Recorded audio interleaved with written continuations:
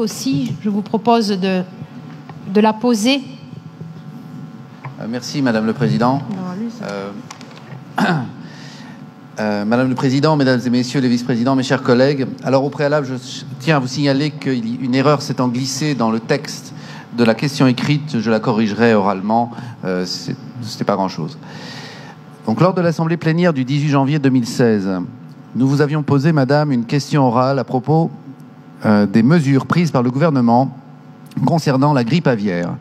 Nous avions évoqué le risque que la législation envisagée alors par le gouvernement impose l'exploitation en bande unique avec pour conséquence des investissements considérables que beaucoup de petits entrepreneurs et exploitants ne pourront pas réaliser. Je note qu'à cette occasion d'ailleurs, un élu, les Républicains, mal informé, avait douté de la mise en place de ces mesures. Aujourd'hui, alors que les mesures d'urgence régionales et gouvernementales commencent à prendre effet et que de nombreux producteurs ont déposé leurs demandes de subvention à l'État ou à la région, parfois les deux, et souvent les deux, beaucoup s'interrogent sur leur avenir.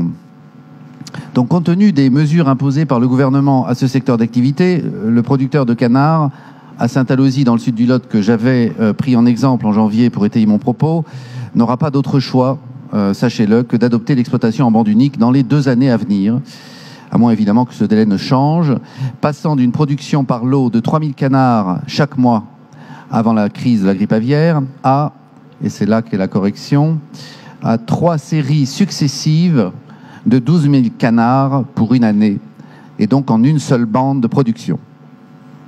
Cette contrainte va engendrer un investissement de plus de 200 000 euros, qui comprend des bâtiments, des zones de désinfection, du matériel, des aires bétonnées, etc.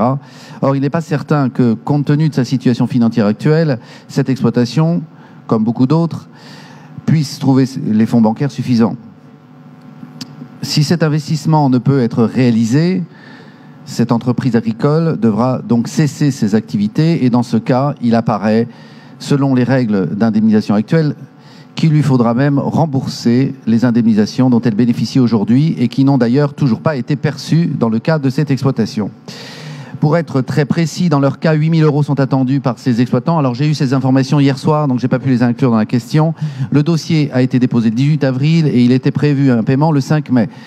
Agrimaire, qui gère ces dossiers, soit ne répond pas, soit, quand il répond, ne donne aucun délai précis. Pendant ce temps, les agriculteurs en question doivent batailler avec leurs créditeurs, EDF, le téléphone, etc. Et pour s'en sortir, bien sûr. Cette incroyable gabegie au centre de laquelle nous plaçons le gouvernement, votre exécutif et aussi Agrimaire est particulièrement scandaleuse. Afin de répondre aux effets pernicieux des mesures gouvernementales, donc, dont nous voyons ici un exemple flagrant, qui ne garantissent actuellement en rien la continuité de l'exploitation des petits producteurs, tout en favorisant les grosses exploitations, il nous paraît donc particulièrement urgent d'agir, et d'agir vite.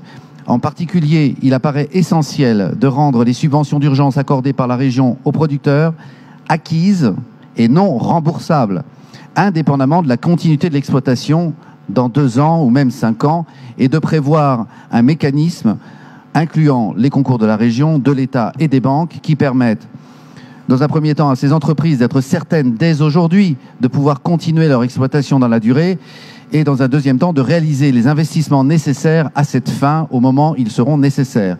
Pouvez-vous donc nous dire, Madame le Président, quelles mesures vous comptez mettre en place pour résoudre ces problèmes? Merci, Madame le Président. Madame la Présidente. Voilà. Je vous rappelle, Monsieur Crène, c'est Madame la Présidente. Monsieur Labarthe, vice-président. Madame le Président, excusez-moi, je ne violerai pas la langue française sous prétexte d'idéologie. La langue française dit Madame la Présidente est la femme du Président, la colonelle est la femme du colonel, et la générale est la femme du général. Stop, voilà, allez, ça suffit, Monsieur Crène. Voilà. Je souhaite qu'on m'appelle Madame la Présidente, comme je souhaite qu'on appelle toutes les présidentes d'exécutif, Madame la Présidente. Monsieur Labarthe, merci de répondre à ces 2 questions. Je ne sais pas si les canards que nous avons sont des mâles ou des femelles, mais je vous laisserai, Monsieur Crène, qui est un spécialiste de la question, à répondre à cette interrogation. Par rapport à la question posée par Nouveau Monde, nous avons donc un rendez-vous avec la présidente chez Monsieur le ministre de l'Agriculture qui est prévu le 12 juillet prochain. Et nous ne manquerons pas, effectivement, avec lui, d'évoquer cette question qui est une question centrale. Pour autant, la difficulté qui fait jour, c'est tout simplement qu'on a du mal aujourd'hui à mettre en place l'arrêté de biosécurité tel qu'il a été prévu, qui permet, je vous le rappelle tout de même, de garantir le fait qu'on ne réintroduise pas le virus de l'influenza aviaire dans les élevages. Et donc, la question qui se pose, c'est effectivement d'aménager les arrêtés de biosécurité qui sont aujourd'hui parus pour permettre à la fois aux petits élevages, pour faire un court, de pouvoir perdurer, mais également d'éviter de réintroduire ce virus. Donc, jusqu'alors, les discussions sont encore en cours. Rien n'est à ce jour paru pour permettre effectivement aux petits élevages de pouvoir en profiter. Par rapport aux questions qui sont posées, effectivement, plusieurs dossiers, pour répondre précisément à M. Crène, côté État, donc les dossiers sont à déposer en DDT. 2400 dossiers ont été à ce jour déposés. Ils sont instruits par les DDTM. Il y a 1200 dossiers qui ont été payés sur une moyenne de 12 000 euros par dossier, ce qui n'est quand même pas rien. Mais effectivement, il y a peut-être encore du stock dans les différentes DDT. Et je pense que les dossiers, au fur et à mesure qu'ils sont instruits, seront payés. Côté région, l'enveloppe que nous avions mis en place pour la région est consommée dans sa totalité, à savoir les 3 millions d'euros, qui vont permettre les investissements sur les aménagements nécessaires par la biosécurité.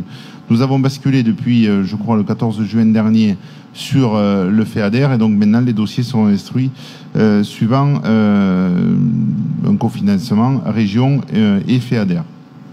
Pour autant, les élevages ont pu accueillir de nouveau des canetons depuis quelques jours. C'est déjà une bonne nouvelle.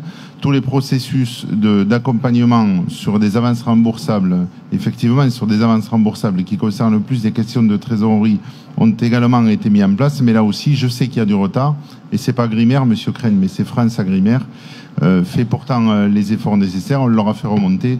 Malgré tout, ces difficultés, nous ne manquerons pas de le faire de nouveau lorsque nous aurons, avec la présidente, l'occasion d'échanger avec Monsieur le ministre le 12 juillet prochain. Voilà d'une manière assez concise, j'en conviens, ce qui pouvait être dit sur la situation actuelle en matière de crise de l'influenza aviaire.